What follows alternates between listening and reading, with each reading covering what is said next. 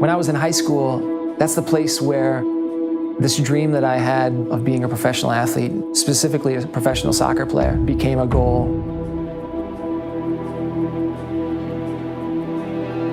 When I went to college and I was playing on one of the top programs in the country, I befriended another coach who was from Chile.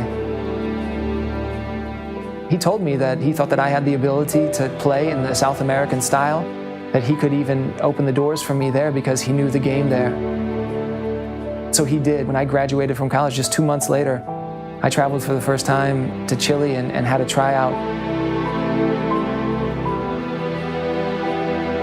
I had to earn my spot, and I had to earn respect, and I had to show that I actually could play, which made it all the more worthwhile. It made it all the more worth it when I actually earned my starting job with the first division team called Huachipato. When I moved, a huge culture shock. My friends changed. My family was no longer there. And here I am practicing for 2 hours a day and sitting for 22 hours in my own house. I had a lot of downtime and a lot of time to think about where my life was going. And all of these questions started to come and started crashing in my heart. I started to ask, who am I? Why am I here? Why was I chosen to play here?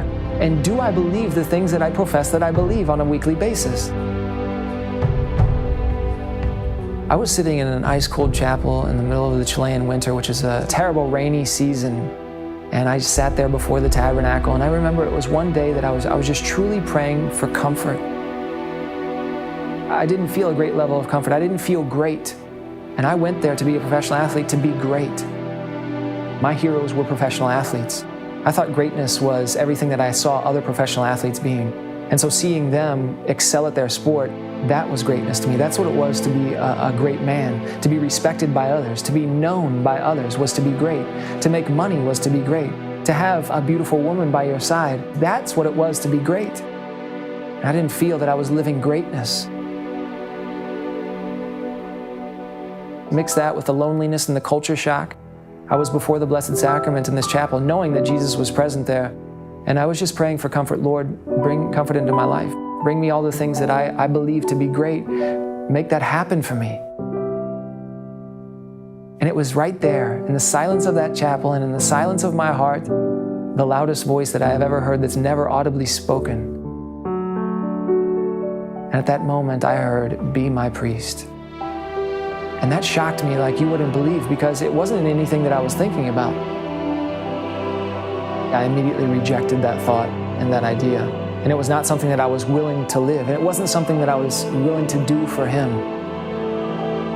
I continued to live my life as a professional athlete, and things actually went very well for me. Le marca Hilgenbrinck, el norteamericano, y turno atrás para... Se equivoca en la devolución, Pancho Ruiz. I began to experience greatness in my definition on the field. I began to experience greatness in every aspect of my life. I had a lot of friends. I was becoming well known. I had a great girlfriend, and even being named the best player in my position in the league that year.